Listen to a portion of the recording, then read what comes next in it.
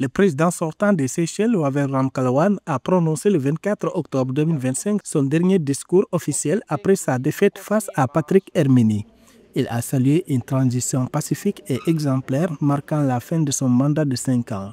Dans son discours d'adieu, il a remercié ses compatriotes et dressé un bilan économique solide, mettant en avant la hausse des réserves nationales de 559 à 891 millions de dollars, la baisse de la dette publique de 80,2% à 54,5% du PIB et une croissance retrouvée dans le secteur touristique avec 803 millions de dollars de recettes sur les 9 premiers mois de 2025.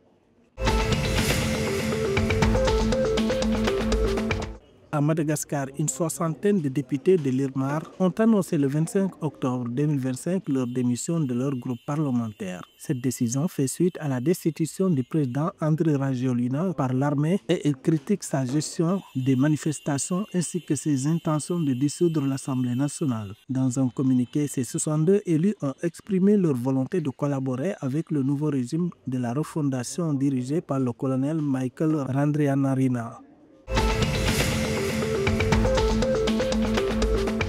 La compagnie aérienne de Maurice Air Mauritius a levé le 24 octobre 2025 la suspension des privilèges de voyage à tarif réduit pour les employés ayant intenté des poursuites judiciaires contre la compagnie. Cette mesure avait été instaurée par le conseil d'administration pour encadrer l'utilisation de ces avantages. Selon la compagnie, l'objectif est de préserver la relation employeur-employé en cas de litige, considérant ces privilèges comme un avantage consenti et non un droit acquis. Les performances financières de la compagnie se caractérise par un chiffre d'affaires de 599,4 millions d'euros pour 2023-2024 et un total de 1,6 million de passagers pour l'année fiscale.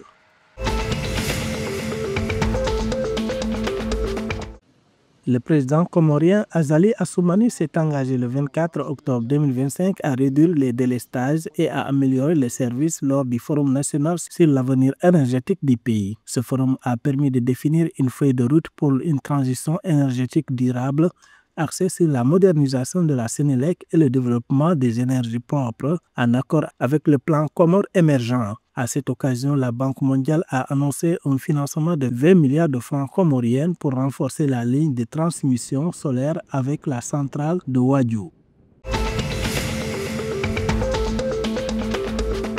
Les jeunes boulistes malgaches brillent au championnat du monde junior mixte à l'île Cristina en Espagne. La triplette s'est qualifiée pour les huitièmes de finale après n'avoir concédé qu'une seule défaite face à la France, 4-13 sur 5 matchs joués. Ils ont notamment battu Monaco, l'Espagne, le Liban et la Belgique. Les huitièmes de finale se déroulent ce samedi 25 et dimanche 26 octobre 2025 où ils participent également aux doublettes mixtes.